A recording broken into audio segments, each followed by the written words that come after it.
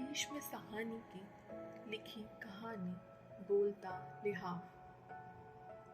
गहरी रात एक सौदागर घोड़ा गाड़ी पर बैठकर एक पड़ाव से दूसरे पड़ाव पर जा रहा था।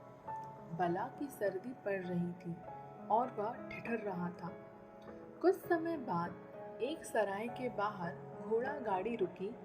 ठंड इतनी ज़्यादा थी कि मुसाफिर ने उसी पड़ाव पर रात काटने का फैसला किया। पर सराय के अंदर जाने पर पता चला कि सराय के सारे कमरे खचाखच भरे हैं और सराय का मालिक उसे कहीं भी ठहराने की स्थिति में नहीं है। पर अब यात्री जाए तो जाए कहाँ? तभी सराय के मालिक ने सुझाव दिया, हाँ, ऊपर वाली छत पर सराय का सामान पड़ा रहता है, वहां मैं तुम्हारे लिए रात काटने का बंदोबस्त कर सकता हूँ। और वह उसे ऊपर वाली छत पर एक छोटे से कमरे में ले गया। बिछोने के लिए तो कुछ और नहीं था, एक फटा पुराना लिहाफ था। वही देते हुए बोला, आज रात इसी में काट लो, कल कोई बेहतर इंतजाम कर दूंगा। थका मांदा सौदागर वहीं पसर गया। कुछ ही देर तक सो पाया होगा कि उसकी नींद टूट गई और उसे लगा जैसे कमरे में कोई बातें कर रहा है। आवाजें बच्चों की थी।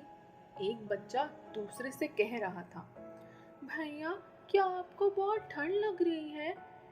कुछ देर बाद इसके उत्तर में दूसरा बच्चा कहता है, क्या तुम्हें भी बहुत ठंड लग रही है? अजीब चौंकाने वाला अनुभव था। पहले तो सौदागर ने सोचा बाहर कहीं से आवाजें आई होंगी और फिर से अपने को ढांक कर सोने की चेष्टा करने लगा। पर कुछ ही देर बाद फिर से वही दोनों बच्चों की आवाज सुनाई पड़ने लगी, भैया, क्या आपको भी बहुत ठंड लग रही है? और तुम्हें भी बहुत ठंड लग रही है? 2-3 बार जब ऐसा अनुभव हुआ तो सौदागर उठ बैठा और ध्यान से सुनने की कोशिश करने लगा। आवाजें उसी के लिहाफ से आ रही थी जो वह उड़े हुए था। उसके बाद वह मुसाफिर सो नहीं पाया। जब नींद गहराने लगती तो बच्चों की आवाजें जगा देती। वह परेशान हो उठा, पर करे तो करे क्या? सौदागर को इस बात का भी डर लगने लगा था कि सराय के मालिक ने कोई जादुई ओढ़नी उसे जानबूझकर तो ना दे दी हो। उसने बड़ी परेशानी से रात काटी। दूसरे दिन प्रातः बौखलाया हुआ सराय मालिक के पास पहुंचा। तुमने मेरे साथ धोखा किया है।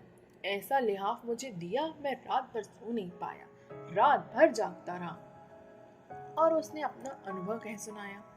उसकी कैफियत सुन सराय मालिक हैरान रह गया। उसे भी मालूम नहीं था कि लिहाफ में से आवाजें आती हैं। उसने वह लिहाफ एक कबाड़ी की दुकान पर से खरीद कर यहाँ पटक दिया। उस रोज बहुत बोलने झगड़ने के बाद सौदागर ने अपनी राह ली और अगली पड़ाव की ओर निकल पड़ा। पर सराय के मालिक ने यह जानने के लिए कि बोलता लिहाफ उसके पास कैसे पहुंच गया, वह उसी दोपहर लिहाफ उठाए उस कबाड़ी की दुकान पर जा पहुंचा। यह कैसा लिहाफ दिया तूने मुझे? इसे ओढ़कर तो कोई सो ही नहीं सकता, इसमें से आवाजें आती हैं। कबाड़ी लिहाफ का भेद जानता था। हाँ, मैं जानता हूँ, आवाजें आती थीं, पर मैंने सोचा तुम अपनी सराय में ले जाओगे तो आवाजें आने बंद हो जाएंगी। फिर कबाड़ी बोला, यह लिहाफ 2 छोटे बच्चों का था।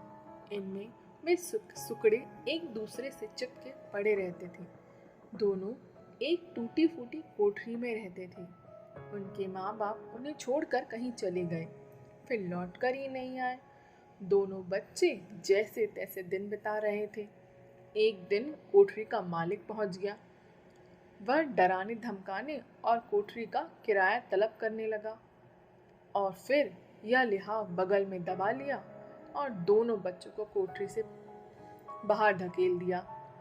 बच्चों से उनका एकमात्र सहारा लिहाफ तो छिन गया, पर उनकी आवाजें लिहाफ को छोड़ नहीं पाई।